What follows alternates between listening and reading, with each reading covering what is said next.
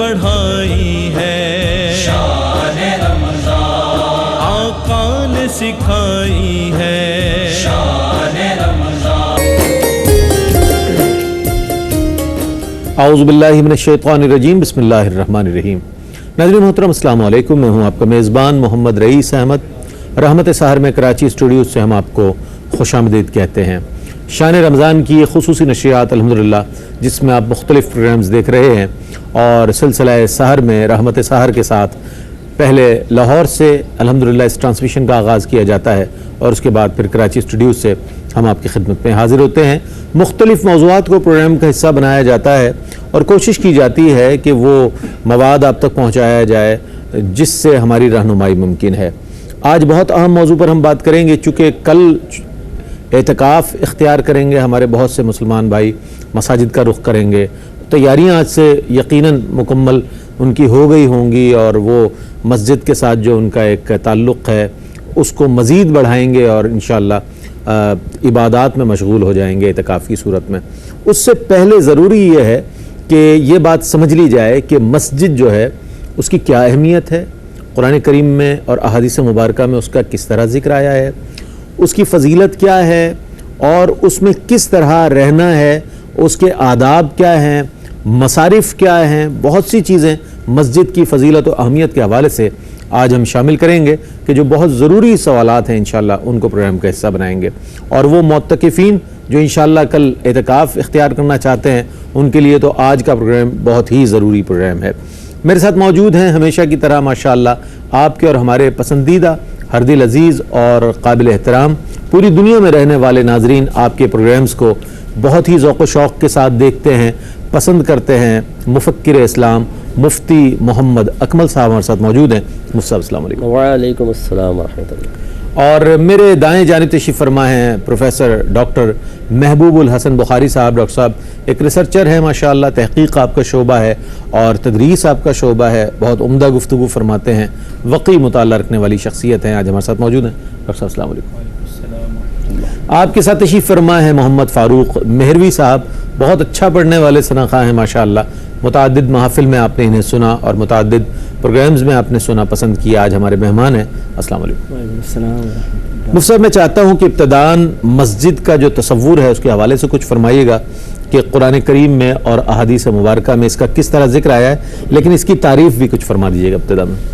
اعوذ باللہ من الشیطان الرجیم، بسم اللہ الرحمن الرحیم۔ لغوی اعتبار سے مسجد ظرف کا صیغہ ہے۔ ظرف وہ لفظ کہلاتا ہے کہ جو کسی جگہ یا کسی زمانے پر دلالت کر رہا ہو۔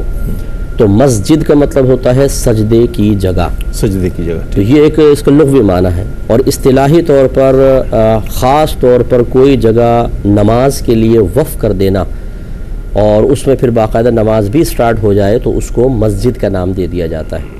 مسجد میں دو جگہ ہوتی ہیں، ایک تو چار دیواری کے اندر وہ مقام جو صرف سجدے کے لیے مخصوص ہوتا ہے، ہم اسے مسجد سے تعبیر کرتے ہیں۔ ایک وہ ہوتا ہے کہ جو چار دیواری کے اندر ہوتا ہے لیکن سجدے کے لیے مخصوص نہیں ہوتا بلکہ ضروریات مسجد کے لیے ہوتا ہے، جیسے وضو خانے، استنجا خانے وغیرہ، جوتے رکھنے کی جگہ ہیں، انہیں فنائے مسجد کہا جاتا ہے۔ فنائے مسجد، جی ہاں، مسجد کا ادب اور احترام تو بہت ہی ضروری ہے، اور فنائے مسجد بعض احکام میں مسجد کے حکم میں ہوتی ہے اور بعض احکام میں خارج مسجد ہوتی ہے، جس میں ہم اعتکاف کے مسئلے میں انشاءاللہ تفصیلی گفتگو کریں گے ضرور۔ اللہ تبارک و تعالیٰ نے قرآن عظیم میں سورہ توبہ آیت نمبر 18 میں ارشاد فرمایا کہ انما یعمر مساجد اللہ من آمن باللہ والیوم الاخر۔ کیا بات، سبحان اللہ۔ کہ اللہ تعالیٰ ارشاد فرماتا ہے کہ اللہ تعالیٰ کی مسجدوں کو وہی آباد کرتے ہیں جو اللہ تبارک و تعالیٰ اور اخروی دن پر ایمان رکھتے ہیں۔ سبحان اللہ۔ اور نبی کریم صلی اللہ علیہ وسلم نے مومن اور منافق کی نشانی کے طور پر اس کو بیان فرمایا کہ مومن اور مسجد کی مثال بالکل ایسی ہے جیسے مچھلی کے لیے پانی، واہ واہ، کہ اگر اس کو باہر نکال دیا جائے تو وہ اندر آنے کے لیے تڑپتی ہے۔ اور مسجد اور منافق کی مثال ایسی ہے جیسے پرندہ اور پنجرا، کہ اگر وہ پنجرے میں آ بھی جاتا ہے تو باہر نکلنے کے لیے بے چین ہوتا ہے، مقید سمجھتا ہے، مقید سمجھتا ہے۔ تو اس میں میں گزارش کروں گا اپنے دیکھنے والے خصوصاً ان نوجوانوں سے جو جمعے کی نماز ختم ہوتے ہی شاید نماز اتنی رغبت سے نہیں پڑھتے جتنی اپنی جوتیوں اس رش میں جوتیاں تلاش کرنے میں رغبت محسوس کر رہے ہوتے ہیں. ایسا ہی نہ سنت پڑھتے ہیں نہ نوافل پڑھتے ہیں, اتنا رش لگ جاتا ہے وہاں پر, سلام پھیرنے کی دیر ہے. جی, اور ایسا لگتا ہے جیسے معاذ اللہ ان کو مقید کیا ہوا تھا اور باہر 5-5 ہزار روپے کے نوٹ بٹ رہے ہیں نکل کے, جو پہلے نکل گیا وہ حاصل کر لے گا. تو یہ ایک, میں معاذ اللہ یہ نہیں کہہ رہا ہوں وہ منافق ہیں, لیکن ایک منافقانہ صفت ظاہر کر رہے ہیں. مومنانہ صفت یہ تھی کہ مسجد سے اپنی محبت ظاہر نہیں کر رہے, سکون سے مسجد میں ہوتے, اور جب چلے جاتے تو مؤذن کی آواز کا انتظار کرتے کہ کب وہ اذان دوبارہ ہمیں بلائے اور ہم اللہ تعالیٰ کے گھر میں آ کر سکون اور راحت محسوس کریں. کیا کہنے, بہت اچھی بات ارشاد فرمائی. آج ہمارے ہاں یہی منظرنامہ دیکھنے میں آتا ہے کہ مساجد میں فرائض کے بعد اتنی تیزی سے لوگ مسجد سے نکل رہے ہوتے ہیں کہ جیسے خدا نہ خواستہ کوئی بری خبر سن لی ہے اور اب یہ جگہ چھوڑنی ضروری ہو گئی ہے. جبکہ مسجد سے جو تعلق ہے, جو محبت ہے ایک مومن کی, اس کا اظہار بھی بہت اچھے انداز میں حدیث مبارکہ کی صورت میں پیش کر دیا گیا ہے. ڈاکٹر صاحب یہ فرمائیے گا مسجد کے آداب کیا ہیں؟ اس حوالے سے بھی ہم میں بہت ناواقف ہیں ہم, جس کے سبب بہت سی بے ادبیاں ہو جاتی ہیں اور مسجد کے آداب جو ہیں پامال ہو رہے ہوتے ہیں. کچھ اس پر کلام کیجیے گا. بسم اللہ الرحمن الرحیم. مسجد کے آداب وہی تمام آداب ہیں جس پر اسلام اصرار کرتا ہے, سوائے چند ایک کے جو کہ تھوڑے سے مختلف ہوں گے. تو سب سے پہلی بات جس بات کا خیال رکھنا چاہیے وہ یہ ہے کہ کوئی ایسی غیر اخلاقی حرکت مسجد کے اندر نہ ہو, اور اسی کے ساتھ ساتھ کوئی غیر شرعی حرکت نہ ہو.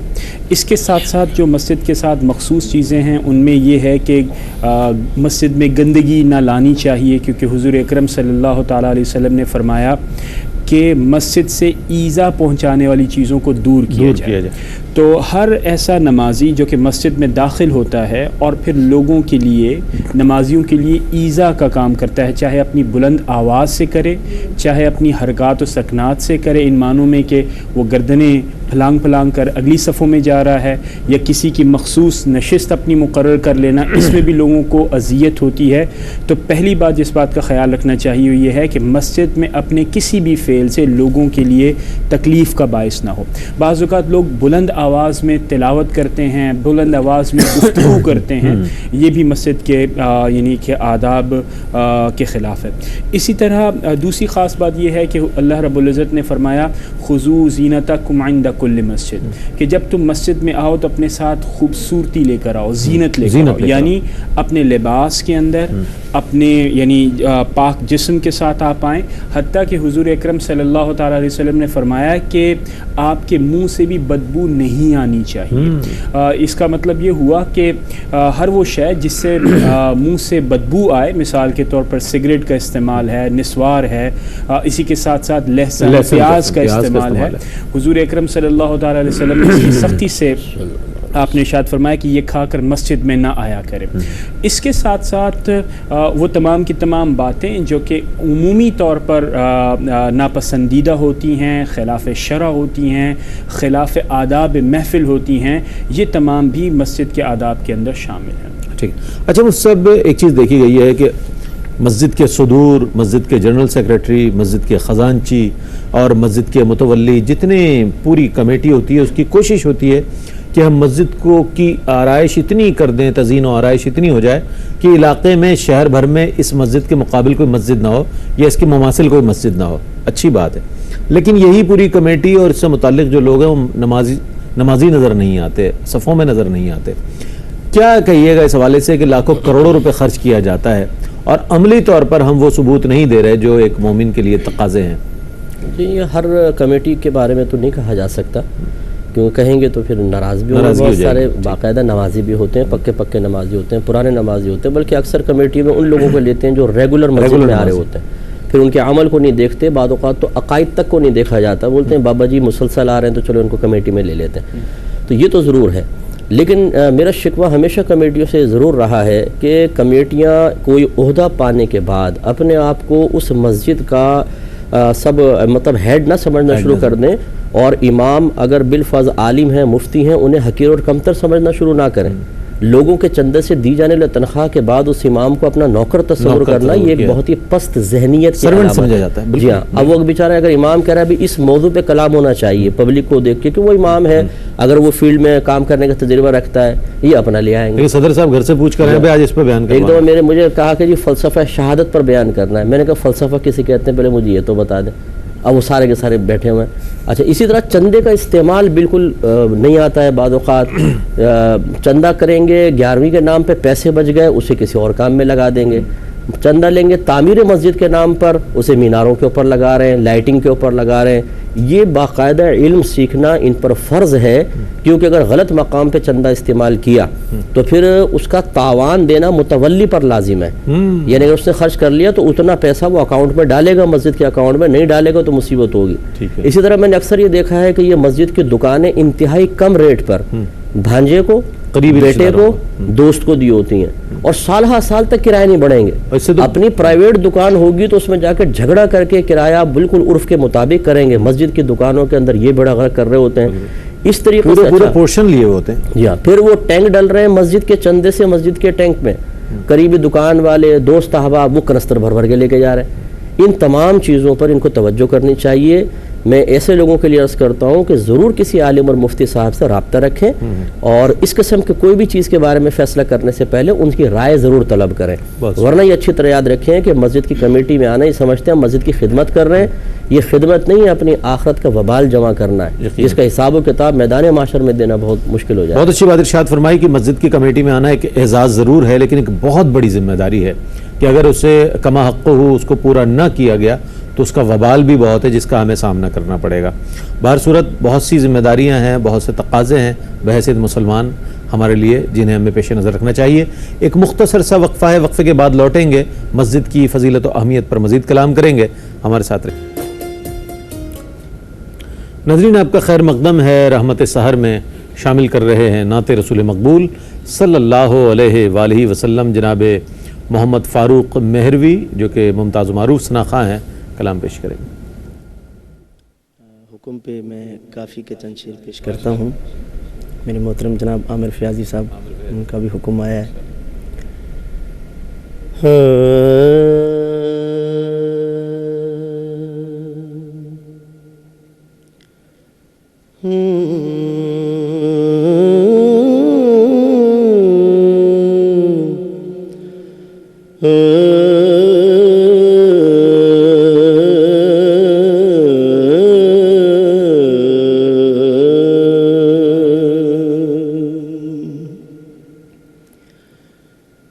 ہر ویلے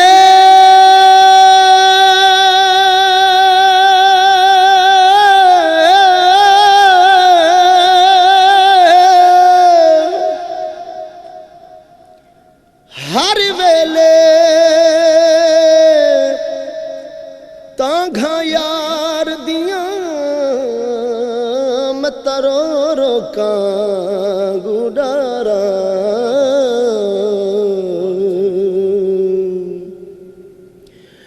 قاصد بے جاتے فلا پاواں میرا تھی گیا حال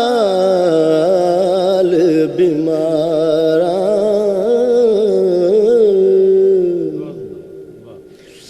تے باجوں سونے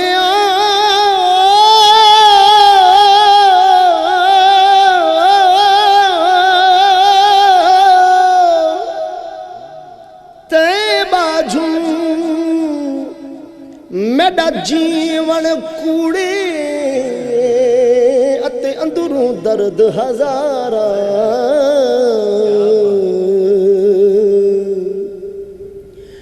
غلام فرید میں روماں جی میں بچھڑی کونج قطاراں.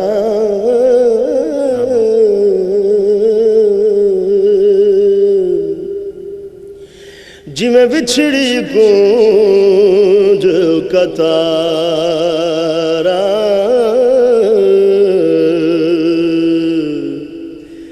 ایک واری لنگھ آ تو ساڈی جاتے. ایک واری لنگھ آ تو ساڈی جاتے. داڑیاں ریزاں سکہ لہا دے ایک واری لنگھا تو زاڑی جا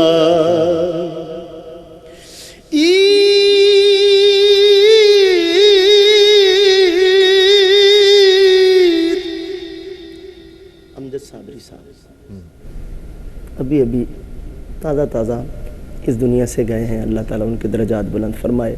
تو گھر والوں کی کیفیت کیا ہوگی حضور؟ عید سعید قریب آئی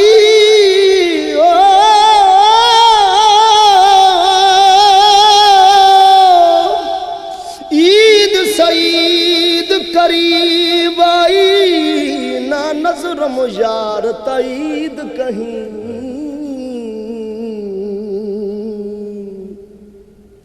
لکھاں سینگیاں ہار سنگار کریں میں روز بیمار تعید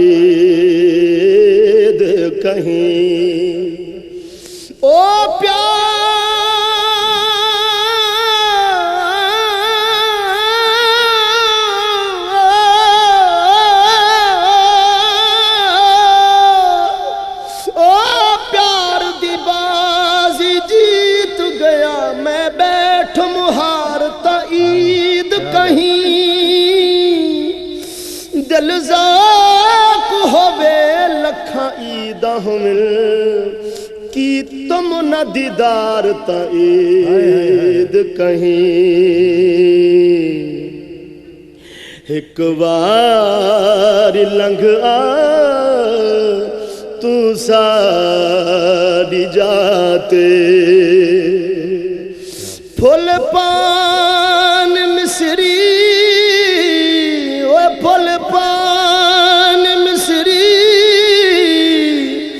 علاچا منگے سا اتری گلابوں تھی مل مل دھوے سا کنگھی کرے سا میں دھی لے سا کولوں بلے سا دولہا بنا دے ایک وار لنگھا تو ساڑی جاتے کیا بات شملے دیا سوٹیاں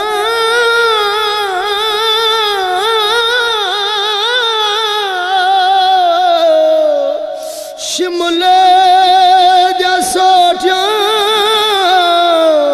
جے پر دے چیرے لکھ لال نیلم تے پکھراج ہیرے انجتے غریباں دلتا امیرے جو چیز دیساں رجاتے ایک وار لنگھا تو زاڑی جاتے کیا کہنے ناظرین گرامی آج مسجد کی اہمیت و فضیلت اور اس کے ادب کے جو تقاضے ہیں اس کو پورا کرنے کے لیے ہمیں کیا اقدامات کرنے ہیں اور کس طرح سنجیدگی کے ساتھ اسے غور کرنا ہے اس پر بات ہو رہی ہے. ڈاکٹر صاحب کیا فرمائیں گے کہ مساجد میں ہم یہ دیکھتے ہیں عمومی طور پر دنیاوی گفتگو ہوتی ہے موبائل فون پر. اچھا بھائی کیا لانا ہے آج بازار سے بتا دو مسجد سے لوٹتے ہوئے ہم لے آئیں گے. موبائل فون پر مختلف جو اپلیکیشنز ہیں اس پر کام ہو رہا ہوتا ہے یا گفتگو کر رہے ہوتے ہیں. ایسی ٹولیاں بنی ہوتی ہیں جناب چونکہ نماز کا وقت قریب ہے تو گفتگو کر لی ہے. غیر ضروری گفتگو غیر ضروری امور مساجد میں اس حوالے سے کیا فرمائیں گے آپ؟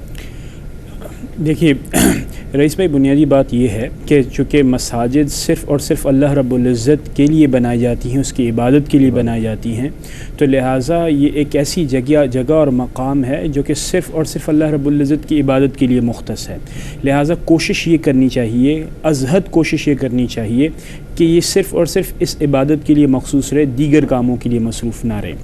دوسری بات یہ ہے کہ عام طور سے اکثر دیکھا گیا ہے کہ اعتکاف کے دوران بھی یہ معاملات بڑھ جاتے ہیں۔ ہمارے نوجوان اعتکاف کرتے ہیں، اچھی بات ہے، لیکن مسجد کے آداب اور بالخصوص یعنی کہ دنیا کے معاملات، کاروبار کے معاملات، دیگر معاملات کے اوپر گفتگو کرنا اور عبادت سے ہٹ جانا، تلاوت قرآن کریم سے ہٹ جانا، تربیتی سیشن سے پیچھے ہٹ جانا اور صرف توجہ یہ جو موبائل ہے اس کے اوپر دینا، یہ بالکل جو ہے نامناسب بات ہے، اس سے احتراز کرنا چاہیے۔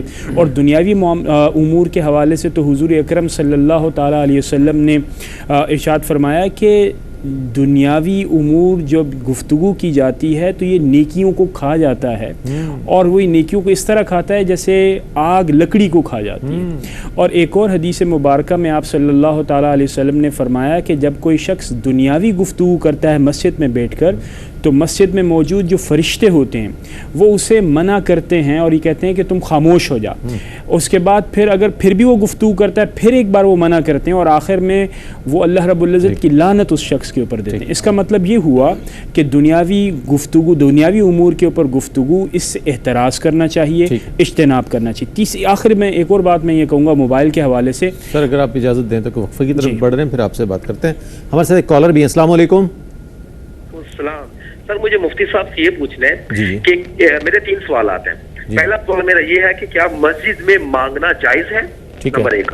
میرا دوسرا کوشچن یہ ہے کہ قرآن مجید میں ہے کہ جو مسجد کے متولی متقین ہیں، تو ہماری مساجد میں یہ دیکھنے میں آیا ہے کہ متقی تو بڑی دور کی بات، نہ تو بارش ہوتے ہیں، نہ پنجگانہ نماز پڑھنے والے۔ تیسرا سوال میرا تیسرا کوشچن یہ ہے کہ ہمارے مساجد میں یہ دیکھا گیا ہے کہ خزانچی حضرات پیسے لیتے ہیں مسجد کے چندے میں سے اور اپنے کاروبار میں لگاتے ہیں۔ 2-3 سال لگائے اور 2-3 سال بعد اصل رقم واپس کی، جو پروفٹ اس کے اوپر ہوتا ہے۔ ٹھیک ہے جناب، بہت اہم نوعیت کے سوالات آپ نے قائم کیے ہیں اور آج کے موضوع سے ریلیونٹ کوسچنز ہیں۔ بہت اچھا کیا آپ نے کہ تمام سوالات شامل کر دیے۔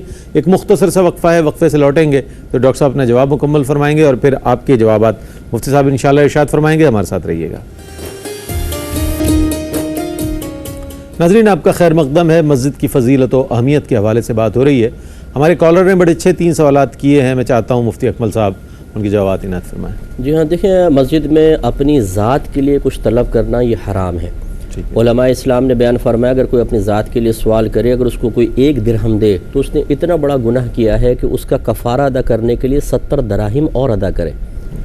اپنی ذات کے لیے نہیں مانگ سکتے۔ ہاں، یہ سنت کریمہ ہے کہ کسی کے لیے امام صاحب وغیرہ یا کمیٹی اعلان کرے، کیونکہ ہمارے نبی کریم صلی اللہ علیہ وسلم نے اس طرح بعض تنگ دست صحابہ کے لیے خود صحابہ کرام کو صدقے کی ترغیب دی ہے، جمع کیا ہے، ان کو دیا ہے۔ یہ ایک الگ چیز ہوتی ہے۔ جیسے بعض مساجد کے اندر یہ مختلف اداروں کے لوگ آ جاتے ہیں۔ ہمارے اکابر علماء کا یہ طریقہ کار تھا کہ اگر کوئی ضرورت مند آ جاتا، کوئی مسافر آ جاتا، لیکن ابھی جو ڈرامے بازی ہے کہ مطلب پینٹ شرٹ پہن کے کھڑے ہو جائیں گے، بیچ صفے سے کھڑے ہو جاتے ہیں، جی میں تو فلاں جگہ سے آیا، میری جیب کٹ گئی، یہ ہو گیا، یعنی ایسے سے اپ ٹو ڈیٹ طریقے سے۔ ابھی میں گیا تھا حرمین شریفین، تو وہاں پر بھی پینٹ شرٹ پہنی ہوئی ہے، ساتھ میں زوجہ ہیں، اس کو وہ بھی ایک دم بہترین قسم کا برقع پہنے ہوئے اور وہ اپنی داستان سنا رہے ہیں۔ یعنی یہ ہم لوگ کراچی میں دیکھ کے تھک گئے ہیں، وہ سمجھ رہے ہیں یہاں سارے پاگل اکٹھے ہو گئے ہیں۔ مسجد کے اندر کھڑے ہو کر، مسجد نبوی کے اندر کھڑے ہو کر یہ چیزیں ہو رہی ہیں۔ اللہ تعالیٰ رحم فرمائے تو یہ گناہ ہے، اور لوگ نہیں سمجھ کے دے بھی رہے ہیں۔ جی ہاں، نہیں دینا بھی گناہ ہے، یہ یاد رکھیے۔ میری مسجد کے اندر تو کوئی کھڑا نہیں ہوتا، پہلی بات ہے، میں جہاں جمعہ پڑھاتا ہوں، اور کھڑا ہو جائے تو پھر وہ بیچارہ کبھی بیٹھ نہیں پاتا وہاں پر۔ دوسرا یہ کہ فاسق، انہوں نے کہا کہ متولی بعض اوقات فاسق ہوتے ہیں، حالانکہ ان کو باشرہ ہونا چاہیے۔ دیکھیں اچھی طریقے سے یاد رکھیں کہ متولی کا کام چونکہ انتظام مسجد کا ہے، اس کے لیے کوئی باشرہ ہونا سعادت کی بات ضرور ہے، بہت اچھی بات ہے، لیکن اگر فاسق و فاجر بھی آگے بڑھ کے خدمت کر رہے ہیں تو اس میں کوئی حرج نہیں ہے۔ کہاں سے وہ عادل شخص لائیں جو مساجد کے انتظام کو سنبھالیں؟ چلے میں دعوت دیتا ہوں، آپ لے آئیں، میں ساری کمیٹیاں بدل دیتا ہوں، ملیں گے نہیں۔ تو اگر ان فساق کو بھی نکال دیا جائے تو انتظامات کیسے چلیں گے؟ شاید دیکھنے والوں کو حیرت ہو کہ قاضی کے لیے باشرہ ہونا لازم نہیں ہے، فاسق و فاجر بھی قاضی بن سکتا ہے اور جاہل بھی قاضی بن سکتا ہے، جاہل بھی، جی جاہل بھی، لیکن وہ فیصلے خود نہیں کرے گا، وہ ایک ٹیم بنائے گا مفتیان کرام کی، جو کیس اس کے پاس آئیں گے ان کے پاس پیش کرے گا، ان سے رائے لے کر پھر وہ آگے بیان کرنے کا اہل ہے۔ تو ہمارا مذہب اس کی اجازت دیتا ہے، اس پہ زیادہ تنقید نہ کی جائے ورنہ انتظامات مسجد متاثر ہوں گے۔ تیسرا، مسجد کے پیسے کو اپنی ضرورت کے لیے استعمال کرنا شرعاً بالکل حرام اور گناہ کبیرہ ہے، نہیں کر سکتے ہیں، چاہے کروڑوں روپے رکھے ہوں۔ یوں کیوں نہیں کرتے کہ امام کی تنخواہیں ڈبل ٹرپل کر دیں، صحیح اچھا امام لے کر آئیں، ویل ایجوکیٹڈ لے کر آئیں، بہترین پڑھا لکھا، اچھی قرات کرنے والا، علم میں ماہر، اور اس کی تنخواہ 50,000 رکھ دیں۔ امام کی تنخواہ ہے 7,000 8,000، مؤذن بیچارہ چندے لے لے کے گزارا کر رہا ہے، لوگوں سے مانگنے پر مجبور ہے، اور پوری مسجد کی صفائی کر رہا ہے۔ اچھا، مسجد کے میناروں پہ خرچہ کتنا ہو رہا ہے؟ 50 لاکھ، اور اس طرح بینک میں کتنا پڑا ہوا ہے؟ 2 کروڑ روپیہ، 2 کروڑ، اور ان کو نہیں دے رہے۔ یہ غلط طریقہ کار ہے، اس کو اپنے ذاتی کام میں استعمال کرنا بالکل غلط ہے، اور دیانتداری کا تقاضا یہ ہے کہ جتنا پیسہ یوز کیا، اصل پیسہ بھی اور پروفٹ بھی وہ اس میں رکھا جائے، مسجد کے اکاؤنٹ میں رکھا جائے، اور اللہ کی بارگاہ میں کامل توبہ کی جائے۔ اچھا، اس حوالے سے مفتی صاحب مختلف حوالوں سے گفتگو آئی اور چند جملے ہم نے سنے، لیکن میں چاہتا ہوں یہ ضرور فرمائیے گا کہ عہد رسالت مآب صلی اللہ علیہ وآلہ وسلم میں مسجد کے جو مصارف تھے وہ کیا تھے، چونکہ وہی ہمارے لیے رول ماڈل، وہ عہد ہمارے لیے سنگ میل ہے۔ دیکھیں، پہلے کے دور میں، ہمارے دور میں زمین آسمان کا فرق ہے۔ وہاں صرف تعمیر مسجد اصل چیز تھی، اس کے لیے سرکار نے باقاعدہ زمین خریدنے کے لیے چندہ فرمایا، اسی طریقے سے اس کے ستون وغیرہ اینٹیں خود تیار کر رہے ہیں، میرے آقا صلی اللہ علیہ وسلم بھی اس میں شامل ہو رہے ہیں باقاعدہ۔ اب وہاں نہ بجلی کا خرچہ، نہ پانی کا خرچہ، اچھا نہ امام کی تنخواہیں، نہ کوئی وضو خانے کا خرچہ، تو وہ مصارف ایسے درکاری نہیں تھے۔ ہاں، وہ دیگر چیزوں کے لیے تھے، صحابہ کرام کی امداد کر رہے ہیں یا جہاد کے لیے آپ چندہ کر رہے ہیں، وہ مصارف۔ لیکن اب ہمارے ہاں انتظامات باقاعدہ پورے مسجد اپنے خود اٹھاتی ہے، اور خود اٹھانے کا مطلب یہ ہے کہ جو نمازی حضرات ہیں، اہل محبت ہیں، اپنی فکر آخرت رکھنے والے ہیں، وہ اس کے لیے انتظامات کرتے ہیں۔ تو ان مصارف کا تو موازنہ ہم کر ہی نہیں سکتے کہ پہلے دور میں ایسا نہیں تھا، اب ہے۔ اب جو چونکہ ہے تو اس میں یہ ہے کہ بڑی عزت اور احترام کے ساتھ مسجد کے معاملات کے لیے ہمیں از خود آگے بڑھ کر کمیٹی کی امداد کرنی چاہیے۔ بعض اوقات پیسہ کروڑوں روپے رکھا ہوتا ہے، بہت وافر مقدار میں ہے، لیکن انتظار کرتے ہیں کہ کمیٹی باقاعدہ ایک طریقے سے بیچاری بھیک سی مانگے، چندے مانگے، لوگ مانگ کے وہ تھک جاتے ہیں۔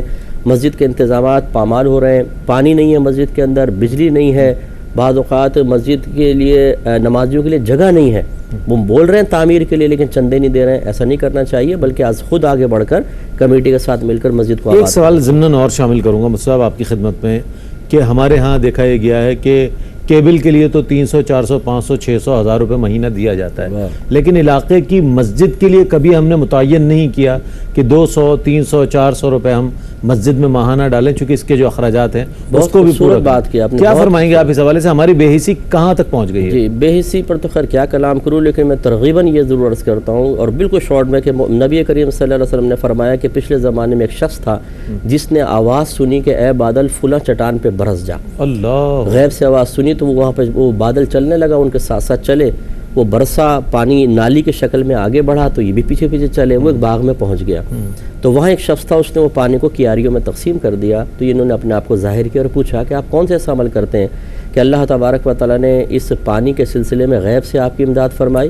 انہوں نے کہا کہ اگر اللہ میرا راز ظاہر نہ کرتا تو میں کبھی آپ کو نہ بتاتا، بس میں اتنا کرتا ہوں کہ میں اس باغ کی آمدنی کے 3 حصے کرتا ہوں، ایک حصہ باغ میں لگاتا ہوں، ایک حصہ اپنے بیوی بچوں اور اپنی ذات پر خرچ کرتا ہوں، اور ایک حصہ اللہ کی راہ میں دے دیتا ہوں۔ واہ واہ، تو یہ سارا انتظام ہے۔ سارا یہ آپ کا پیغام بہت اچھا ہے کہ لوگوں کو سوچنا چاہیے۔ میں اکثر یہ ترغیب دیتا ہوں اس طرح کی روایت سنا کے کہ اور اپنی سیلری کا یا جو آپ کو پروفٹ ہو رہا ہے 2% 3% مختص کر دیں کسی اچھے دینی ادارے کے لیے یا مسجد کے لیے، پتہ بھی نہیں چلے گا، یہ تو ویسے پان گٹکے کھا کے آدمی ختم کر دے گا، بچے آپ کی جیب سے نکال کے لے جائیں گے، یا بہنیں شب خون ماریں گے، آپ کی جیب سے پیسہ نکال لیں گے، صبح اٹھیں گے تو جیب خالی نظر آئے گی اور وہ سب شاپنگ میں خرچ ہو رہا ہوگا۔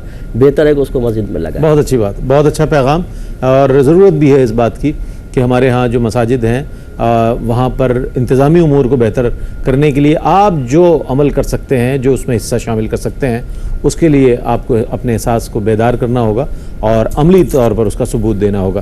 ڈاکٹر صاحب، مساجد کے حوالے سے ہم یہ بھی جاننا چاہیں گے کہ آج ہم یہ دیکھتے ہیں کہ مساجد بہت اچھی بنائی جا رہی ہیں، نمازیوں کی تعداد کم ہے، نماز تو فرض ہے لیکن کوشش یہ کی جاتی ہے چونکہ مساجد میں دھماکے ہو رہے ہیں گھروں میں نماز پڑھ لی جائے، چونکہ سیکیورٹی نہیں ہے، سیکیورٹی کے معاملات ایسے ہیں۔ کیا فرمائیں گے اس طرح ہماری مساجد ویران نہیں ہو جائیں گی اگر یہ خوف اور یہ ہراس ہمارے ذہنوں پر رہ گیا؟ دیکھیں، بسم اللہ الرحمن الرحیم، پہلی اور بنیادی بات تو یہ ہے کہ موت کے خوف سے اگر انسان اپنے آپ کو اپنے گھر میں مقید کر لے تو موت تو گھر پر بھی آ جاتی ہے، گھر پر بھی آنی تو لہٰذا یعنی جو اللہ رب العزت نے زندگی دی ہے اسے ویسے گزارنے کی کوشش کرنی چاہیے جیسے کہ اللہ رب العزت نے اور پیارے محمد مصطفیٰ صلی اللہ علیہ وسلم کی سنت سے ظاہر ہے۔ لہٰذا گھر پر ان کو ادا کرنے کی کوشش نہیں کرنی چاہیے، کوشش یہ کرنی چاہیے کہ نماز باجماعت مسجد میں ہی ادا کی جائے۔ اور تیسری بات اور اس کے ساتھ ساتھ تیسری بات یہ ہے کہ مسجدوں کو آباد کرنا یہ علاقے والوں کا، جو اہل علاقہ ہے ان کی بنیادی ذمہ داری ہے۔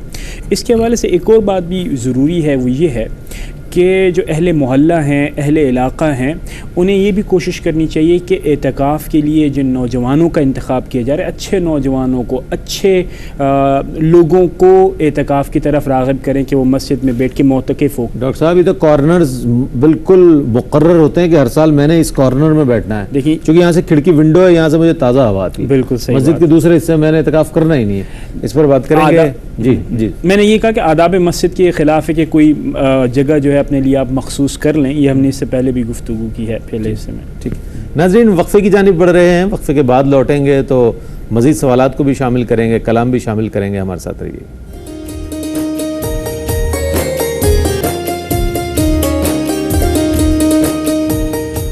ناظرین آپ کا خیر مقدم ہے، اور آج بہت عمدہ انداز میں، مختصر لیکن بڑے جامع اور معنی انداز میں ماشاءاللہ آپ تک گفتگو پہنچی، اور اللہ سے دعا ہے کہ جو کچھ ہم نے سنا ہے اس پر عمل کرنے کی اللہ کریم ہمیں توفیق عطا فرمائے۔ کلام شامل کر رہے ہیں فاروق مہروی صاحب، بہت اچھا پڑھنے والے ثنا خاں، بہت خوش الہانی کے ساتھ کلام پیش کریں گے۔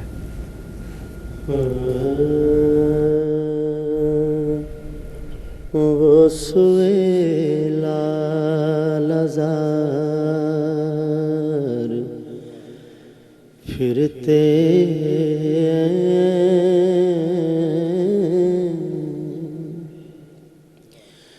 وہ سوئے لال زار پھرتے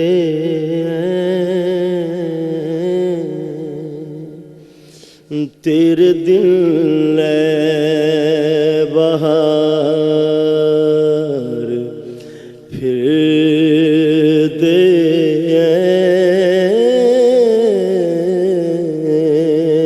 وہ سوئے لال زار اس گلی کا گدا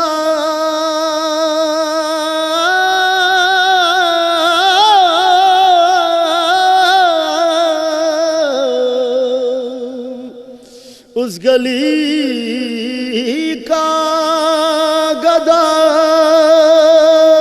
ہوں میں، جس میں اس گلی کا گدا ہوں میں، جس میں مانگتے تاجدار پھرتے مانگتے تاجدار پھرتے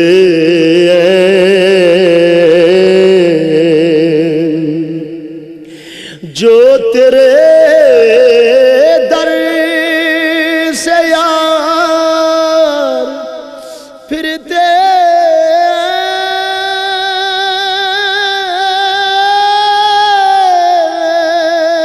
جو تیرے در سے یار پھرتے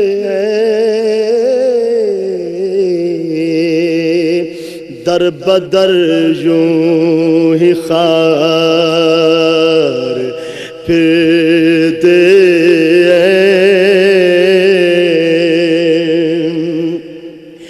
پھول کیا دیکھو میری آنکھوں میں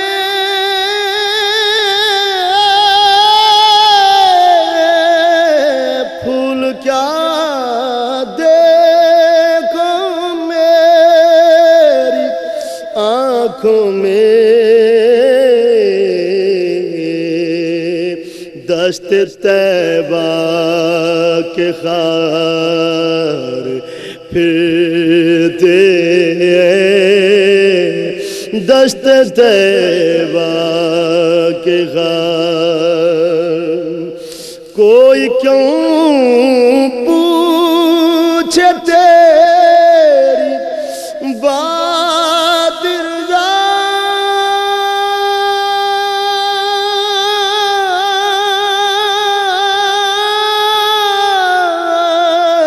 کوئی کیوں پوچھے تیری بات رضا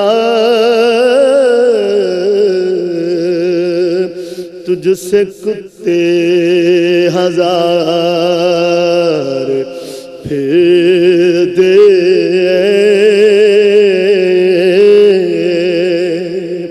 وہ سوئے لال ہزار پھرتے.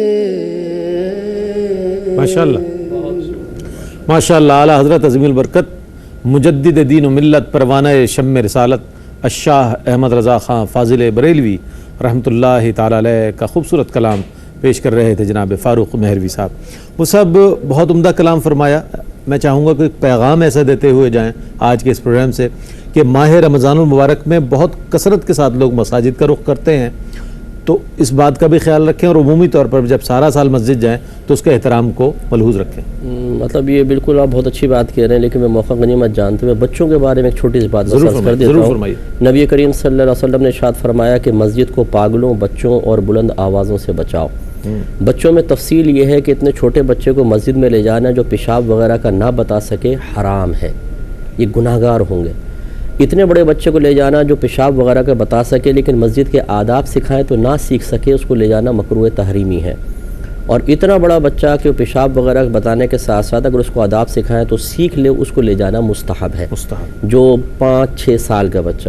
تو میں ان بہنوں سے گزارش کرتا ہوں جو گھر سے مسجد کے لیے جاتے ہوئے مردوں کو آواز دے کر کہتی ہیں کہاں جا رہے ہو؟ یہ مسجد میں. اس شیطان کو ساتھ لے کے جاؤ، میرا ناک میں دم کر رکھا ہے.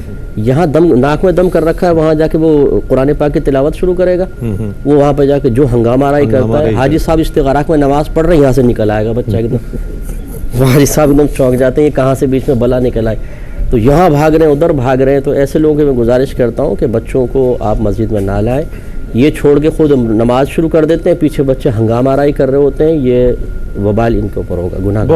بہت عمدہ پیغام. اور یقیناً ایسا ہی ہوتا ہے. ہم نے دیکھا ہے کہ جو بچے آ جاتے ہیں وہ جو جماعت ہے نمازیوں کے سامنے سے گزر رہے ہوتے ہیں، انہیں روکنے والا کوئی نہیں ہوتا. اس حوالے سے یا تو تربیت دے دی جائے پہلے گھر پر، پھر لایا جائے مساجد میں. مستحب عمل ہے جیسے مفتی صاحب نے فرمایا. اللہ تعالیٰ سے دعا ہے کہ اللہ تعالیٰ ہمیں یہ جتنی باتیں سنی ہیں ان پر عمل کرنے کی توفیق عطا فرمائے. ڈاکٹر صاحب آپ کی آمد کا بہت شکریہ ادا کروں گا کہ آپ تشریف لائے اور بہت عمدہ کلام فرمایا. آپ نے بھی فاروق مہروی صاحب آپ بھی تشریف لائے، بہت عمدہ کلام فرمایا. ناظرین آپ جیسا کہ جانتے ہیں کہ اذان فجر کے بعد ہم آپ کی خدمت میں ایک بار پھر حاضر ہوتے ہیں اور آپ کے سوالات لائیو جو سوالات ہیں ان کو اس پروگرام کا حصہ بناتے ہیں اور قبلہ مفتی اکمل صاحب ان سوالات کے جوابات دیتے ہیں. یہ سلسلہ آج بھی انشاءاللہ رہے گا اور انشاءاللہ اختتام رمضان تک یہ سلسلہ جاری رہے گا کہ آپ کی لائیو کالز لیتے رہیں گے اور انشاءاللہ آپ تک جوابات پہنچاتے رہیں گے. بڑھ رہے ہیں آذان فجر کے وقفے کی جانب. کراچی اسٹوڈیوز سے آذان فجر براہ راست نشر کی جائے گی، اس کے بعد ہم آپ کی خدمت میں حاضر ہوں گے. مجھے امید ہے رحمت سحر میں آپ ہمارے ساتھ رہیں گے.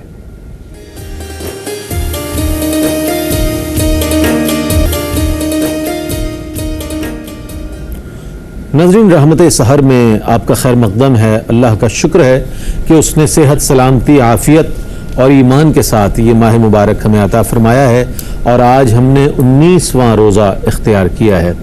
دیکھیں دیکھتے ہی دیکھتے عشرہ مغفرت بھی اب ہم سے رخصت ہو رہا ہے اور اب جہنم سے آزادی کا عشرہ ہے.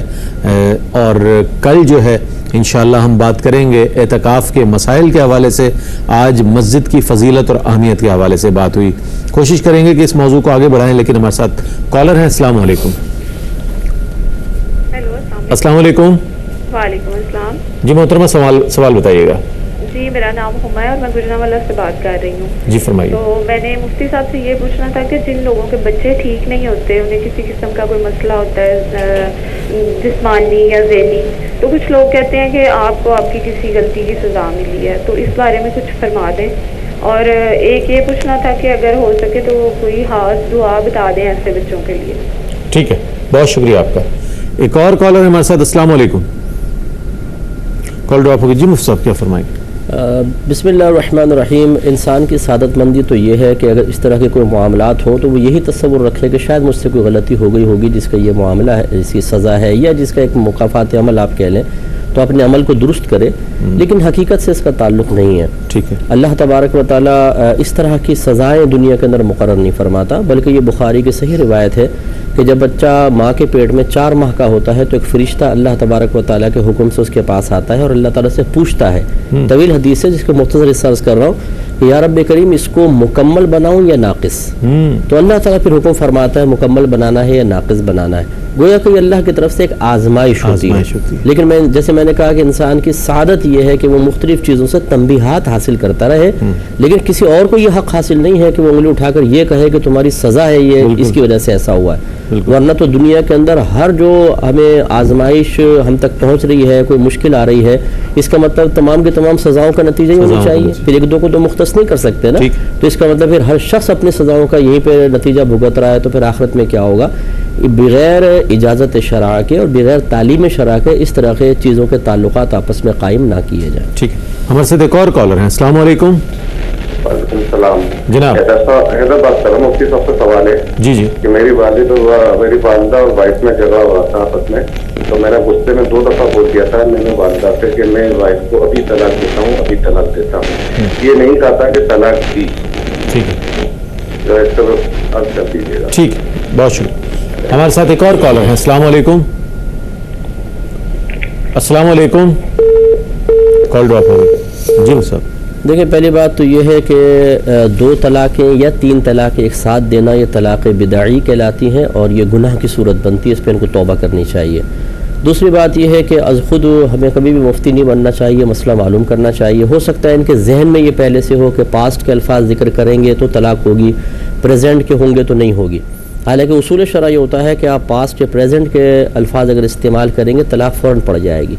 صرف فیوچر کے ورڈس ایسے ہوتے ہیں جن سے طلاق نہیں ہوتی ہے. جیسے کوئی شوہر کہے میں تجھے طلاق دے دوں گا، اس سے نہیں ہوگی.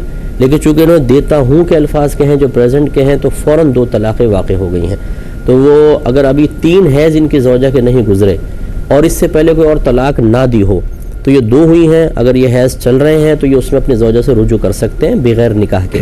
صرف 2 گواہوں کی موجودگی میں افضل ہے کہ 2 گواہوں کی موجودگی میں کہہ لیں میں نے اپنی زوجہ سے رجوع کیا، ساتھ رہنے لگ جائیں. لیکن 2 طلاقیں ہو گئیں، آئندہ زندگی میں جب کبھی 1 طلاق دیں گے تو وہ پھر حلالہ کے بغیر کچھ نہیں ہو سکتا. اور اگر پہلے کوئی 1-2 طلاقیں دی تھیں تو یہ 2 مل کر 3 ہو گئی، اب حلالہ کے بغیر رجوع نہیں کر سکتے. ٹھیک ہے. ہمارے مزید کالرز بھی یقیناً اس پروگرام کا حصہ بن سکتے ہیں. وہ سب آج بات ہوئی مسجد کے حوالے سے. مسجد میں ہم نے دیکھا ہے کہ بطور خاص ماہ رمضان المبارک میں، اس کے بعد جمعۃ المبارک کو، اور اس کے بعد عمومی طور پر جس کی جو توفیق ہوتی ہے وہ مسجد میں چندہ ضرور شامل کرتا ہے. اچھا، اس میں بھی مختلف چیزیں ہیں، زکوٰۃ ہے، خیرات ہے، صدقات ہیں. کس طرح استعمال کیا جائے؟ چونکہ وہ سارا یکجا کر لیا جاتا ہے اماؤنٹ، اور پھر اس کو جو ہے کسی ایک مخصوص کسی ہمارے پروجیکٹ کے لیے رکھ دیا جاتا ہے کہ ممبر بن رہا ہے یا مینار بن رہا ہے یا گنبد یا کوئی اور توسیع ہو رہی ہے. اس پر آپ سے بات کریں گے. ایک کالر ہیں. السلام علیکم. وعلیکم السلام. جی میرا سوال آپ نے سن لیا تھا نا؟ جی دوبارہ بیان کر دوبارہ کیجیے گا. پیسہ مکان ہمارا ہے، آپ کی جائیداد کا مکان، وہ ہم نے بیچا، اس کا پیسہ ہمیں ملا، ہم نے بینک میں ڈال دیا. اب ہم نے کرایے پہ لے رہا ہے، چلو ہم کرایے پہ لے لیتے ہیں، ہمیں جو پیسہ بینک دے گی ہم اس کا کرایہ دیتے رہیں گے اور وہ پیسہ ہمارا وہ ان کا وہی رہے گا. یہ جائز ہے نہیں ہے؟ یہ معلوم کرنا تھا. اچھا جی ٹھیک ہے. جی سر، ہم یہ چاہتے ہیں کہ دنیا جنت بن جائے، کوئی مشکل نہ ہو، پریشانی نہ ہو، آفت نہ ہو. اس کے لیے ہم ہر قسم کے قدم اٹھا لیتے ہیں، بعد میں مشاورت کرتے ہیں. دیکھیں بینک میں جو پیسہ فکس کروایا اس کی شرعی حیثیت قرضے کی ہے، اور قرضے پہ جو نفع حاصل کیا جائے وہ سود ہے. لہٰذا شرعی طور پہ بالکل جائز نہیں ہے. ان کو وہاں سے پیسہ اپنا نکلوانا چاہیے. ہاں انویسٹ کریں یا پھر اسلامک بینک میں یہ دیں، وہاں پہ مختلف پروڈکٹس ہوتی ہیں ان کی، وہ آپ کو اس کا تعارف بھی کروا دیں گے. مداربت ہے، شرکت ہے، اور کسی چیز کے اندر آپ انویسٹ کریں. پروفٹ تھوڑا سا کم ضرور ہوگا، لیکن وہاں چونکہ بہت سے مفتیان کرام ایز اے شرعی ایڈوائزر ورک کر رہے ہوتے ہیں تو ان کے لیے آسانی رہے گی. ایک اور ہمارے ساتھ کالر ہیں. السلام علیکم.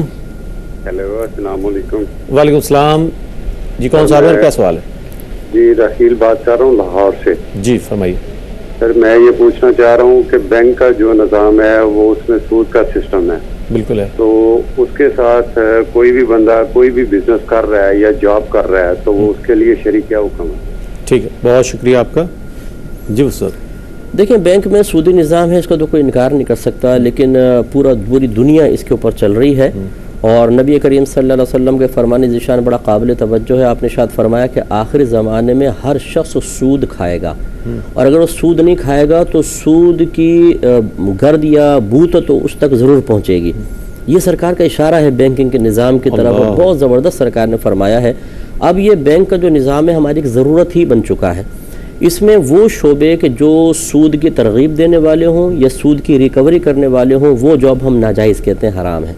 बाकी जितनी जॉब हैं वो उसको हम ज़रूरतन जायज़ कहते हैं। ठीक है। इसलिए कि बड़ी बड़ी दीनी तंजीमों का पैसा, पीरों का पैसा, मशाइख का, उलमा का, नेक परहेज़गार मुत्तकीन का पैसा इसी बैंक में रखा है। जिन्होंने क्वेश्चन किया इनका भी उधर ही होगा, इनका भी उधर ही। और हम अपने माली इस ताउन से सूदी निज़ाम को बाकायदा चला रहे हैं। लेकिन हमारी गिरफ्त इसलिए नहीं है कि घर में रखें तो लुट जाएगा, तो ज़रूरत क्या था वहाँ रख रहे हैं। और जब बैंक में रख रहे हैं तो बैंक की ज़रूरत से है कि उस निज़ाम को चलाने के लिए स्टाफ चाहिए। तो ये कैसे हो सकता है कि आपका बैंक में पैसा रखवाना ज़रूरतन जायज़ हो लेकिन बैंक की नौकरी हराम आप करार दें? तो फिर हम ज़रूरतन उसको जायज़ करार देते हैं। तो कोई दूसरी जॉब मिल जाए बहुत अच्छा है, नहीं है तो बैंक में जो जॉब कर रहे हैं बराह रास्त सूद से उसका ताल्लुक़ नहीं है तो उसको हम जायज़ ही कहते हैं। बाकी बिज़नेस जो है वो आम बैंकों से ना करें, क्योंकि अमूमन वहाँ पर शरई एडवाइज़र नहीं होते तो वो शरई क़ुयूदात का लिहाज नहीं रख सकेंगे। लेकिन इस्लामिक बैंक जो चल रहे हैं उनमें कोई अगर मुफ्ती साहब शरई एडवाइज़र हैं उनसे एक दफ़ा आप पर्सनल भी मिल लें और उनकी इजाज़त से फिर आप बिल्कुल इन्वेस्टमेंट कर सकते हैं। ठीक है, हमारे साथ दो कॉलर्स हैं। अस्सलाम वालेकुम। जी वालेकुम सलाम। जनाब क्या सवाल है? जी वालेकुम सलाम। सर मेरा सवाल ये है, सऊदी अरब से बिशारत बात कर रहा हूँ। जनाब सर सवाल ये है, जब जमात इमाम साहब कराते हैं पीछे मुक्तदी जमात के लिए सफ़े बनाते हैं तो मैंने हदीस में पढ़ा है कि पाँव के साथ पाँव मिलाना, कंधे के साथ कंधा, टोखने के साथ टोखना मिलाना, ये सफ़े बनाने का तरीक़ाकार है। ज़रा आप मज़ीद कुरान हदीस की रोशनी में ज़रा इससे वज़ाहत कर दें। और दूसरा, जब बंदा सजदा करता है तो उसके पाँव आपस में दोनों मिले होने चाहिए या खुले होने चाहिए? ठीक है, बहुत शुक्रिया। हमारे साथ एक और कॉलर है। अस्सलाम वालेकुम। वालेकुम सलाम। अब्दुल मजीद बात कर रहा हूँ सऊदी अरब से। जी अब्दुल मजीद साहब क्या कहिएगा? मेरा सवाल ये है कि मैंने 1 साल पहले सास को फ़ोन किया था पाकिस्तान, मैं सऊदी अरब में रहता हूँ। जी तो उसने मुझे काफिर बोला था। अच्छा, इसके मुताबिक कुछ पूछना है। कुछ झगड़ा कोई नहीं था, मैं उसकी इज्जत करता हूँ, उसको मैं माँ की तरह समझता हूँ, उसने बस मेरे को काफिर बोला था। ठीक है भाई, बहुत शुक्रिया आपका। एक और हमारे साथ कॉलर हैं। अस्सलाम वालेकुम। वालेकुम अस्सलाम। क्या हाल है? ठीक है, नबील अशरफ बात कर रहा हूँ। जनाब सवाल बताइएगा।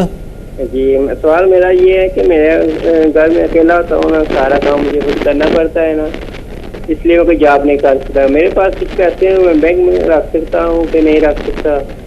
तो अगर रख सकता हूँ किस मुताबिक रख सकता हूँ? ठीक है, एक और हमारे साथ कॉलर हैं। अस्सलाम वालेकुम। वालेकुम सलाम व रहमतुल्लाह। जनाब क्या है सर? अल्लाह का बहुत करम है, फरमाइए। खैरियत है जी। हमारा माँ सब बीमार है ना, वो रोजा कार है, कितना पीते हैं इस पाकिस्तान से जो हिसाब से? ठीक है, बहुत शुक्रिया। जी मुफ्ती एक उन्होंने कहा कि मुक्तदी जब इमाम के पीछे खड़ा हो तो पाँव किस तरह, हुक्म ये है कि पाँव मिला के खड़े हों वगैरह, कंधा वगैरह। मसला देखिए, ये नबी करीम सल्लल्लाहु अलैहि वसल्लम ने शायद फरमाया कि सुफूफ में मिल के खड़े हो, क्योंकि शैतान तुम्हारे पैरों के दरमियान इस तरह घुस जाता है जैसे भेड़ का बच्चा दूध पीने के लिए भेड़ के कदमों पैरों में घुस जाता है। कभी आपने देखा हो, घुसता है, पीछे से आता है, पाँव के बीच में से बच्चा दूध पीता है। तो सरकार ने फरमाया। तो अब उसमें बाद लोग ये समझते हैं कि टखने से टखना मिलाएंगे तो काम बनेगा। दूसरी तरफ नबी करीम सल्लल्लाहु अलैहि वसल्लम ने खुद कंधे मिलाने का भी हुक्म इरशाद फरमाया। अब मैं इनको दावत फ़िक्र देता हूँ कि टखने भी मिलाएं और कंधे मिला के बता दें। टखने मिलाएंगे तो कंधे दूर हो जाएंगे, कंधे मिलाएंगे तो टखने दूर। मुराद है मिलकर खड़ा हो, टखने से टखना मिलाना कोई जरूरी नहीं है। शाने से शाना मिल सकता है, शाना से शाना मिल सकता है। टखने से टखना मिलाएंगे तो शाने इतने खुल जाएंगे। मुराद सरकार की इसमें मुबालगा करना मकसूद था कि आप मिल कर खड़े हो। तो कंधे अपने मिलाकर खड़े हो, टखने चाहे ना मिले। टखने बल्कि सुन्नत यह है कि पाँवों के दरमियान 4 उंगली का फासला हो। अब आप टखने मिला देंगे तो 2-2, 3-3 बालिश का फासला हो जाएगा। तो क्या शैतान बीच में से नहीं घुस जाएगा पाँव के बीच में से? बिल्कुल, काफी रास्ता है, काफी रास्ता है ना उसके लिए। तो बल्कि आपने और वसत दे दी उस रास्ते के अंदर। تو اس لیے صحیح حدیث کے مفہوم کو سمجھنا چاہیے. سجدے کے اندر بھی پاؤں ملانا کوئی آپس میں ضروری نہیں ہے, تھوڑا سا فاصلہ جیسے قیام میں فاصلہ ہوتا ہے اتنا ہی سجدے کے اندر رکھنا مستحب ہوتا ہے. اگر کسی کو اس نظریے سے کافر کہا جائے, سامنے والا مسلمان ہے, کہ اس کے عقائد کفریہ ہیں اور وہ نہ ہو, تو کہنے والا کافر ہوتا ہے. اچھا. اور اگر عقائد واقعی اس کی کفریاں ہیں اور یہ شخص واقعی جانتا ہے تو پھر اس کو کافر کہنے میں حرج نہیں ہے, لیکن پھر بھی بہتر نہیں ہے کہ اس طرح کے الفاظ کہے جائیں. نبی کریم صلی اللہ علیہ وسلم نے ارشاد فرمایا, جس نے کسی مسلمان کو کافر کہا اور وہ سامنے والا کفر کا اہل نہ ہو تو کفر کہنے والے کی طرف لوٹ آتا ہے. اس لیے اس میں احتیاط کرنی چاہیے, اور ہمارے علماء نے اس حدیث کے ظاہر کو ہی لیا ہے. ایک یہ کہ انہوں نے کہا میں گھر میں اکیلا کام کرتا ہوں, باہر نہیں جا سکتا ہوں, گھر کا سارا کام کاج میرے ذمہ ہے, تو کیا میں بینک میں پیسہ رکھوا سکتا ہوں؟ مشورہ وہی ہے کہ آپ اسلامک بینک میں رکھوائیں, کسی عام بینک میں نہ رکھوائیے, ورنہ یہ گھر کا کام کاج آپ کو اتنا نفع نہیں دے گا, سود آپ کو نقصان ضرور پہنچائے گا. ہمارے ساتھ دو کالرز ہیں. السلام علیکم. وعلیکم السلام. جناب سوال میرا پہلا سوال میرا پہلا سوال یہ ہے کہ اگر کوئی مسجد کے حدود سے باہر کھڑے ہو کے مانگتا ہے اور اس کے مانگنے سے نماز ڈسٹرب نہیں ہوتے, اس کا شرعی حکم کیا ہے؟ میرا دوسرا کویشچن یہ ہے کہ 18ویں جو نماز تراویح ہے, 18ویں رکعت میں امام صاحب نے سلام کی بجائے دوبارہ کھڑے ہو گئے اور 19ویں اور 20ویں مکمل کی, تو اس کا شرعی حکم کیا ہوگا؟ ٹھیک, بہت شکریہ. ہمارے ساتھ ایک اور کالر ہیں. السلام علیکم. جی السلام علیکم سر. وعلیکم السلام. فرمائیے گا, سوال کیا ہے؟ میں نے پوچھنا تھا کہ ہمارے پاس گولڈ ہے, اس پہ زکوٰۃ بنتی ہے سپوز 30,000 روپیہ, ٹھیک ہے, تو ہم اس پہ 40-50 بھی دے سکتے ہیں نیت کر کے کہ 30 دینی ہے. دوسرا یہ کہ میں یہ بیسیکلی دبئی سے بات کر رہا ہوں. جی جی ٹھیک ہے, تو میں نے ایک دفعہ زہر کی سنتے پڑھ رہا تھا ادھر نا, تو ادھر تو کم ہی سنتے پڑھتے ہیں تو میں اکیلا سنتے پڑھ رہا تھا, تو کسی نے پیچھے سے میرے کندھے پہ ہاتھ مار دیا کہ یہ تم امام ہو تو اس کو فرض کر لو, تو اس پہ کیا حکم ہوگا؟ میں کیا ہی سمجھوں, اس کو فرض سمجھوں یا سنتے سمجھوں؟ ٹھیک ہے, ٹھیک جی, یہی روایت ہے وہاں پر کہ شانے پر ہاتھ رکھا جاتا ہے اور پھر پیچھے وہ جماعت جیسا سلسلہ ہو جاتا ہے. یہ نہیں معلوم ہوتا کہ پڑھنے والا نفل پڑھ رہا ہے یا سنت پڑھ رہا ہے. بہر صورت اس کے جوابات لیں گے. ایک مختصر سا وقفہ ہے, وقفے کے بعد حاضر ہوتے ہیں. ہمارے ساتھ رہیے گا.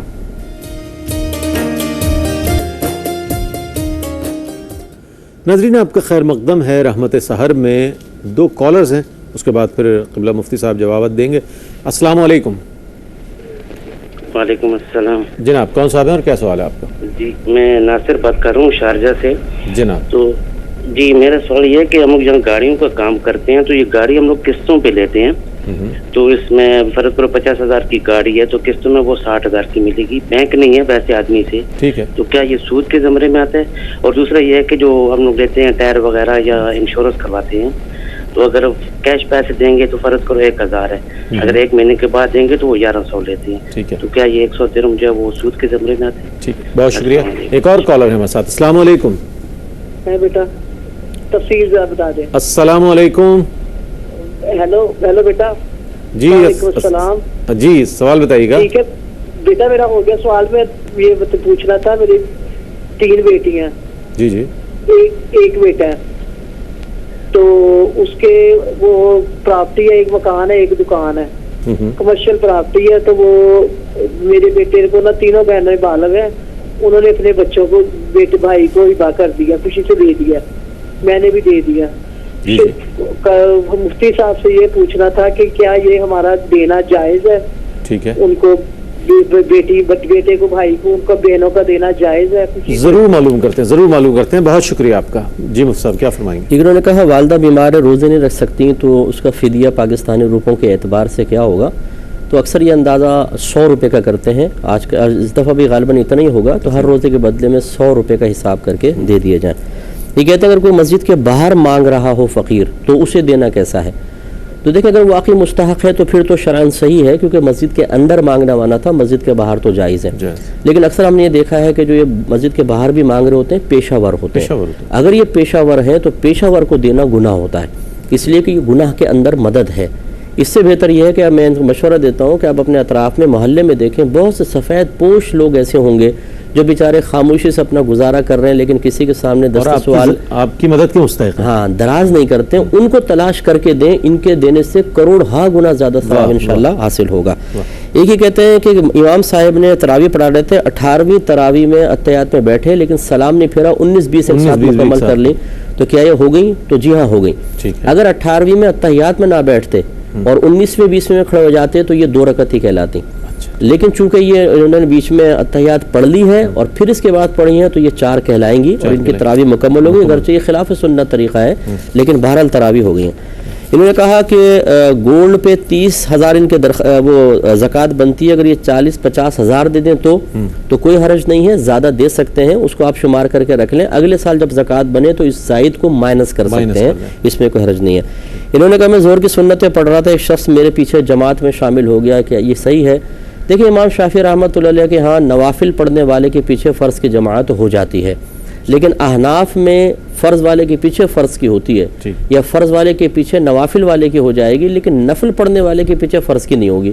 اچھا اب یہ بیچارے ان کو تو امامت بھی نہیں آتی ہوگی، میں صحیح آپ کو عرض کروں، انہیں پتہ ہی نہیں ہوتا کیسے پڑھانی کیسے نہیں، ان کی نماز ہو جائے گی، ان کا کوئی مسئلہ نہیں ہے، اس شخص کی نماز ان کے پیچھے نہیں ہوگی، لیکن اگر نہ ہو تو ان پر کوئی وبال نہیں ہے، کیونکہ انہوں نے دعوت تو نہیں دی نا، تو اس لیے لڑائی جھگڑا بھی نہ کریں، آپ اپنی نماز پڑھتے رہیں، آپ کو کوئی ضرورت نہیں ہے کہ آپ باقاعدہ امامت کی نیت کر کے اسے کریں، کیونکہ اس کی نماز ویسے ہمارے احناف کے نزدیک ہوگی ہی نہیں۔ گاڑی قسطوں پر لینا شرعاً جائز ہے، کیونکہ دونوں قیمتیں جو ہیں نقد بھی ہوں چاہے ادھار، وہ گاڑی کا ہی بدلہ بنتی ہیں، اور سود کی تو تعریف ہی یہ ہے کہ وہ زیادتی جسے مالی معاملہ طے کرتے وقت مشروط ٹھہرایا گیا ہو اور وہ کسی شے کا بدلہ نہ ہو، تو اس لیے قلت وقت کی بنا پہ میں یہ سمجھا رہا ہوں کہ قسطوں کا کاروبار جائز ہے، ہاں اس میں ایسی ٹرمز یا کنڈیشنز نہ لگائیں جو خلاف شرع ہوں، وہ ایک دفعہ کسی عالم دین یا مفتی صاحب کو دکھا دیں۔ اس طرح انہوں نے کہا کہ یہاں پہ انشورنس کروائی جاتی ہے، کیش کروائیں تو 1000 دینے پڑتے ہیں، ادھار ہو تو 1100 دینے پڑتے ہیں۔ دیکھیں جہاں پہ انشورنس قانون بن جاتی ہے کہ واقعی سب کو انشورڈ ہونا ہے، وہاں مجبوری ہے، وہاں پہ ان رعایات سے آپ فائدہ اٹھا سکتے ہیں، اس میں کوئی حرج نہیں ہے۔ انہوں نے کہا کہ بیٹے کے لیے تینوں بہنوں نے حصہ چھوڑ دیا ہے، والدہ کہتی ہے میں نے بھی چھوڑ دیا ہے، سوال یہ پیدا ہوتا ہے کیوں چھوڑ دیا؟ کیوں چھوڑا؟ بیٹا کیا اتنا محتاج ہے کہ اس کے لیے بہنیں چھوڑ دیں؟ حالانکہ بہنوں کے لیے بھائیوں کو چھوڑنا چاہیے، کہ وہ بیچاری محتاج وہ ہوتی ہیں۔ پہلی بات تو یہ کہ یہ طریقے غیر مناسب ہے، دوسری بات یہ ہے کہ تقسیم سے قبل کسی کو حق حاصل نہیں کہ وہ اپنا حصہ معاف کر دیں، ٹھیک، تقسیم کریں اس کے بعد۔ اس کا طریقہ یہ ہے کہ مکان دکان کی قیمت لگوا لیں، موجودہ قیمت، پھر بہنوں کو جتنا حصہ بنے ذرا آزما کر دیکھیں، وہ کیش کی گڈیاں ان کے ہاتھ میں دے کر کہیں کہ اب معاف کر دو، جب 5-6 لاکھ ہاتھ میں آئے گا نا تو پھر بھائی کو دیکھا جائے گا جی۔ تو اس طرح زبردستی کر کے بہنوں کو ٹارچر کر کے ان کو نفسیاتی طور پہ مغلوب کر کے یا تانا زنی کر کے بھائی کے لیے حصے معاف کروانا شرعاً بالکل جائز نہیں ہے۔ ماں کو بھی حق حاصل نہیں ہے معاف کرنے کا، پہلے اس کی تقسیم ہوگی، پھر آپ کا دل چاہے تو بھائی کو آپ ایز اے گفٹ دے دیں، اس سے پہلے معافی کا کوئی شرعی تصور نہیں۔ ٹھیک ہے، ہمارے ساتھ ایک اور کالر ہیں۔ السلام علیکم۔ السلام علیکم۔ ہلو، السلام علیکم۔ وعلیکم السلام، کون صاحب ہے اور کیا سوال ہے آپ کا؟ جی مسعود بول رہا ہوں ابو ظبی سے۔ جناب میرا پہلا سوال یہ ہے کہ یہ بالوں کو کلر کرنا، مطلب اگر بلیک کلر یا کالے کلر کی مہندی ملتی ہے جس سے ہم کہتے ہیں، اس پہ لکھا ہوتا ہے کہ بلیک ہینا، لیکن شاید اس میں کیمیکل ہو، تو کیا وہ صحیح ہے یا نہیں؟ ٹھیک۔ اور دوسرا سوال میرا یہ ہے، جی اور دوسرا سوال کہ اگر ہم ڈرائیونگ میں ہوں اور قرآن چل رہی ہے تو اس میں تلاوت سجدہ آ جاتی ہے، تو کیا ہم اس صورت میں کیا کریں جب ہمارا وضو بھی نہ ہو لیکن قرآن ہم سنیں تو سجدہ کیسے کریں؟ ٹھیک، بہت شکریہ جناب۔ ایک اور ہمارے ساتھ کالر ہیں۔ السلام علیکم۔ وعلیکم السلام۔ بھائی میں نے آپ کو پہلے بتایا کہ میری نندوں کی اور میری لڑائی ہوئی تھی۔ آواز آپ کی صحیح طور پر مجھے سنائی نہیں دے رہی، مفتی صاحب بھی نہیں سن پا رہے ہیں، ٹیلی ویژن سیٹ کی آواز بند کر دیں پھر فرمائیے۔ ہاں جی ٹیلی ویژن بند ہے۔ اچھا، میں نے پوچھنا تھا کہ میری نندوں کی اور میری لڑائی ہوئی تھی تو میرے میاں نے غصے میں آ کے بولا تھا میری ماں کو کہ آپ اس کو لے دو، میں چھوڑ رہا ہوں، ایک ہی دفعہ بولا تھا۔ اور دوسرا یہ کہ میرا سونا ہے 8 تولے، میں نے میرے بچے کے نام سے لیا ہے، تو اس پہ کچھ بنتا ہے، آپ یہ بتا دیں۔ ٹھیک ہے، آپ نے بہت آہستہ آواز میں سوالات دیے، میں کوشش کروں گا کہ جوابات لے لوں۔ آپ کا بہت شکریہ۔ ایک اور کالر ہے ہمارے ساتھ۔ السلام علیکم۔ السلام علیکم۔ وعلیکم السلام، کون صاحب ہیں اور کیا سوال ہے آپ کا؟ جی میں عامر بول رہا ہوں کویت سے۔ جی سر میرا سوال یہ ہے کہ ہم لوگ اکثر فجر کی نماز پڑھنے جاتے ہیں مسجد میں، تو کبھی کبھی ہمارے جانے سے پہلے جماعت کھڑی ہو جاتی ہے، تو میرا سوال یہ تھا کہ ہم پہلے اپنی سنتیں کمپلیٹ کریں یا جماعت میں شامل ہوں؟ ٹھیک، طریقہ تو یہی ہے لیکن مفتی صاحب فرمائیں گے۔ جی استاد۔ یہ بالوں میں کلر کا انہوں نے کہا دیکھیں کالی مہندی ہو یا بلیک کلر ہو وہ یوز نہیں کر سکتے ہیں، ڈارک براؤن یوز کر سکتے ہیں، لیکن وہ کلر بھی زیادہ دیر نہ لگے رہنے دیں کہ وہ ڈارک پھر بلیک ہی بن جاتا ہے، پھر دیکھنے والے بدگمانی کریں گے۔ بعض لوگ کہتے ہیں کہ جی ہماری زوجہ جوان ہے اور میں ذرا تھوڑا سا ایسا ہو گیا ہوں تو میں لگا سکتا ہوں کہ نہیں، میں ان کی بھی مطلب تصحیح کر دوں۔ اعلیٰ حضرت سے یہ سوال ہوا تو آپ نے فرمایا کہ بوڑھا بیل سینگ لگا کے جوان نہیں ہو سکتا، اس لیے وہ براؤن کلر ہی استعمال کریں۔ ایک انہوں نے کہا کہ تلاوت سجدہ ہم کہیں سن رہے ہیں، شاید ٹی وی پہ کہہ رہے تھے، تو کیا ہم اس پہ فوری طور پہ سجدہ کریں نہ کریں، اور ہم بے وضو بھی ہوتے ہیں، کیا حکم شرع ہے؟ دیکھیں اگر کوئی لائیو پروگرام وغیرہ چل رہا ہے اس پہ آپ سنتے ہیں تو وہ آپ پر بھی واجب ہو جائے گا۔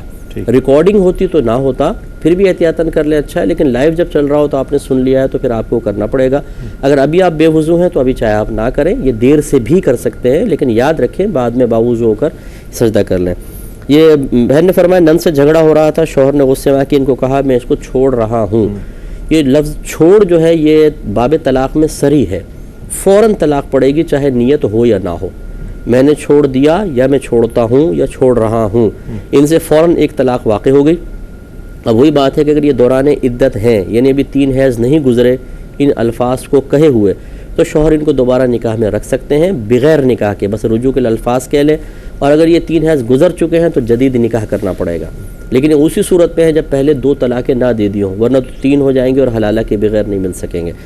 ایک انہوں نے کہا کہ انہوں نے بچے کے نام سے کوئی شے لے کے رکھی ہوئی ہے، اس کے اوپر زکوٰۃ بنے گی کہ نہیں بنے گی، وہ چاہے پلاٹ ہو یا زیور ہو، بچے کے نام سے جیسی آپ لیں گے یاد رکھیں چاہے اس کے قبضے میں دے نہ دیں اس کی ملکیت میں داخل ہو جائے گا، اور جب تک بچہ بالغ نہیں ہوتا اس کے کسی مال پہ زکوٰۃ نہیں ہوتی، لہٰذا اس پہ زکوٰۃ نہیں ہے۔ فجر کی اگر جماعت میں پہنچیں تو صرف فجر کا یہ حکم ہے، باقی ظہر عصر وغیرہ کسی کا یہ حکم نہیں ہے فوراً جماعت میں شامل ہو جائیں، لیکن سنت فجر کے لیے حکم شرع یہ ہے کہ چونکہ اس کی حدیث میں تاکید زیادہ ہے کہ پہلے علیحدہ ہٹ کر سنتیں پڑھ لیں پھر جماعت میں شامل ہوں، لیکن اس کی شرط یہ ہے کہ یقین ہو کہ سلام سے پہلے شامل ہو جائیں گے۔ مثال کے طور پہ دوسری رکعت کے آخر میں پہنچیں، اب اگر سنت پڑھیں گے امام سلام پھیر دیں گے تو یہ تو بالکل غلط ہو جائے گا، پھر شامل ہو جائیں، لیکن اگر اتنا ٹائم ہے کہ سنتیں پڑھ سکتے ہیں تو پہلے سنت پڑھیں پھر شامل جماعت۔ ٹھیک ہے ناظرین، میں نے سوال قائم کیا تھا کہ مساجد میں جو چندہ ہوتا ہے اس کے مصارف کے حوالے سے ہم جاننا چاہیں گے، لیکن ایک اور کالر ہیں۔ السلام علیکم۔ جی وعلیکم السلام جناب کیا کہیے گا، کون صاحب ہے؟ سر اپنا یونس حمدانی عرض کریں سر، اپنا جی سوال بھول گئے آپ، میرا خیال ہے دوبارہ کال کیجیے گا۔ ایک اور ہمارے ساتھ کالر ہیں۔ السلام علیکم۔ السلام علیکم جناب، سوال یہ کیا تھا میں نے مفتی صاحب کہ جو چندہ ہوتا ہے اس کے حوالے سے کیا کہیے گا؟ دیکھیں 2 چیزیں ہیں، ایک تو ہے زمین پلاٹ وغیرہ وقف کرنا، ایک ہے چندہ کسی کام کے لیے مختص کر دینا۔ وقف کی تعریف یہ ہوتی ہے کہ شے کو باقی رکھ کر اللہ کے لیے اس کو وہ باقی رہتی ہے، اس کے جو فائدے ہیں نفع ان سے استفادہ کیا جاتا ہے، لیکن چندے کے اندر آپ کو پتہ ہے کہ پیسہ ہلاک ہوتا ہے تو نفع حاصل ہوتا ہے، تو اس کے لیے وقف کے الفاظ استعمال نہیں کرتے بلکہ اس کے لیے معین کرنا یا تخصیص کے الفاظ استعمال کرتے ہیں۔ تو اس کی حکم شرع یہ ہوتا ہے کہ چندہ جس مقصد کے لیے متعین کیا گیا یا مختص کیا گیا اسی میں استعمال کر سکتے ہیں، اس کے علاوہ نہیں کر سکتے ہیں۔ مثال کے طور پہ 11ویں کا چندہ کیا تو 11ویں میں ہوگا، 12ویں کا چندہ کیا تو 12ویں میں، تعمیر مسجد کے لیے کیا ہے تو تعمیر مسجد میں استعمال ہوگا، انتظامات مسجد کے لیے چندہ کیا ہے تو انتظامات میں استعمال کر سکتے ہیں، اگر لائٹنگ یا ڈیکوریشن کے لیے کیا ہے تو اسی میں استعمال کر سکتے ہیں۔ اس میں اگر بچ جاتا ہے تو پھر اگر مالکان معلوم ہیں تو ان کو واپس کریں، ورنہ پھر کبھی دوبارہ وہ موقع اگر آئے تو اسی مد میں استعمال کریں، اپنی مرضی سے کسی اور کام میں استعمال نہیں کر سکتے ہیں۔ اس لیے کمیٹیوں کو میرا مشورہ یہ ہے کہ جب بھی یہ چندہ کسی مقصد کے لیے لیں تو یہ پہلے لوگوں سے کہلوا لیں یا ان کو راضی کر لیں کہ اگر چندہ بچ گیا تو ہم مسجد کے کسی کام میں لگا دیں گے، تو لوگ اس پر راضی ہو جائے تو ٹھیک ہے۔ یہ نہیں کر سکتے ہیں کہ آپ کسی مد میں چندہ لیں بچ جائے تو آپ کسی اور کام کے اندر بغیر اجازت یوز کر لیں، یہ غلط ہوگا، گناہ گار بھی ہوں گے، تاوان اس پر لازم ہوگا۔ وہ سب بہت شکریہ ادا کریں گے آپ کا کہ آپ نے مختصر وقت میں جامع کلمات کے ذریعے جوابات عنایت فرمائے۔ ناظرین، یہ آگہی کا سفر ہے، روشنی کا سفر ہے، اور یہ روشنی تک پہنچنے کا سفر ہے۔ آپ کے سوالات جو ہیں وہ خود ایک فکر دیتے ہیں کہ سوال آپ کا ہوتا ہے لیکن بہت سے لوگوں تک جوابات پہنچ جاتے ہیں، تو سلسلہ انشاءاللہ روزانہ کا سلسلہ ہے، جاری رہے گا، اور انشاءاللہ کل بھی اسی طرح ہم آپ کی خدمت میں حاضر ہوں گے۔ رحمت سحر سے اپنے میزبان محمد رئیس احمد کو اجازت دیجیے، اللہ حافظ۔ कुदरत ने बढ़ाई है, शान रमज़ान आका ने सिखाई है।